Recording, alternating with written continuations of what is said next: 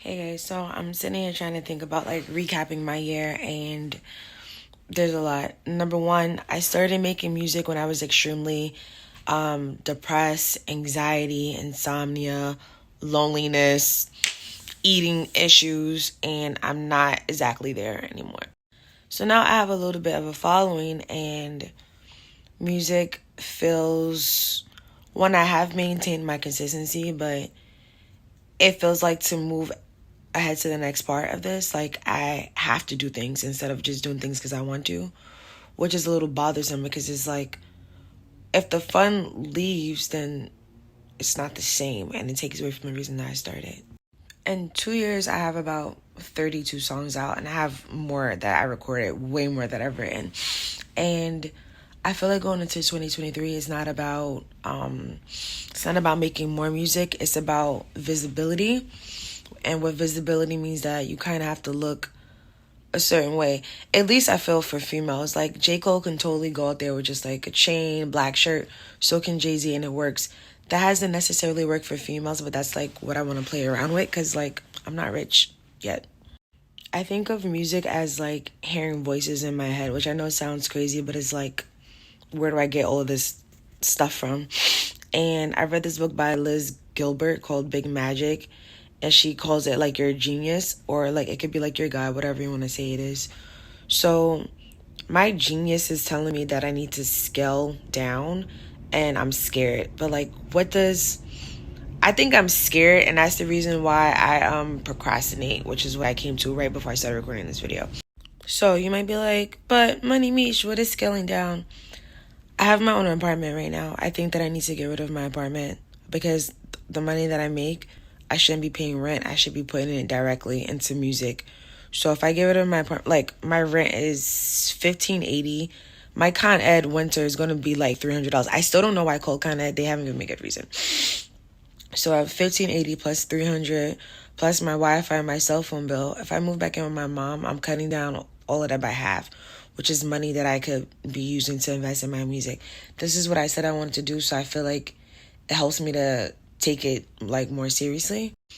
Even like all these clothes that I have, I don't need it. And I was just thinking like, what do I need to like take with me? I think I could take my Peloton bike, which I don't really use, so try to sell it. I just need my bed, my dresser, my TV maybe, and I want to attempt to be a minimalist artist. And the thing is like, you don't know if you made the right decision unless you try. And like when I talk to my friends about it, like we all agree, even my therapist agrees, like this doesn't sound great. Like your mom is going to shut you out, your brother's going to shut you out. And it's just like, but I still feel like I should do it anyway. So, it's really this deep feeling of like preparing to leave that I've been having for the last couple of months.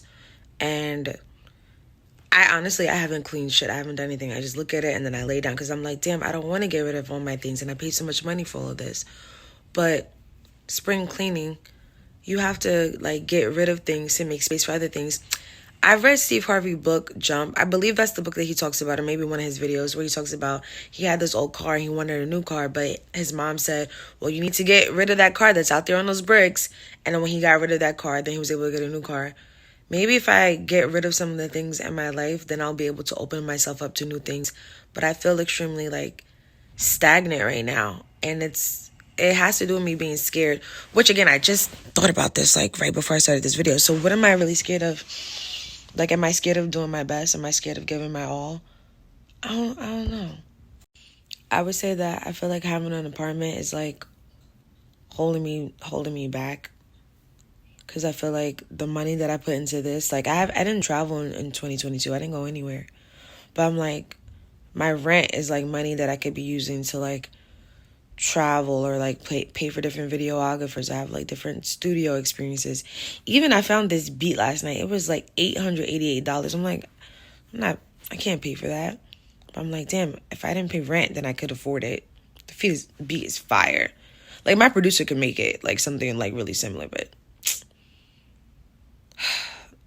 yeah, guys, I think I am scared of what's going to happen next. But it's like, you never know what's going to happen. And then I have to keep in mind, like, you are the creator of your future. Even right now, it's 12:43. I told myself to leave at 1:30 to go to the studio.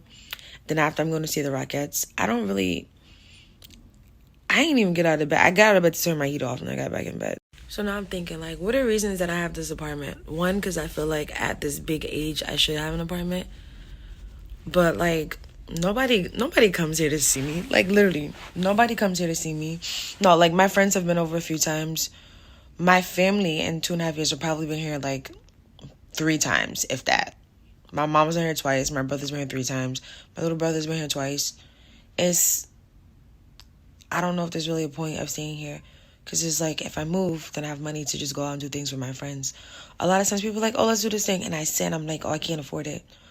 And the crazy part is that I make a decent amount of money.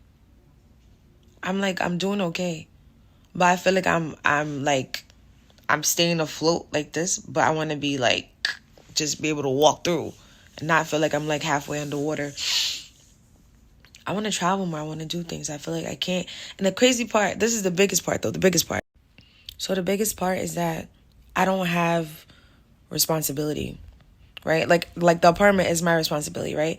But if we take away the apartment, the Con Ed, even the amount of food that I buy, if we take away the travel that it takes me to like get home every day, because I live far away from a lot of things, if we take all that off the plate, I don't have any responsibility. Like, if I move back in with my mom, what am I responsible for? I'm just responsible for me. That's my point. I don't have any kids. I don't have anything holding me back in life, but I'm holding myself back right now. And I feel like this is a big part of the reason. I'm holding myself back because it's like I put myself in this financial bind of sorts, and it's OD. So if I did move back in with my mom, I would buy a new fridge, because like white refrigerators are out. Stainless steel is in. I'd get a new stove.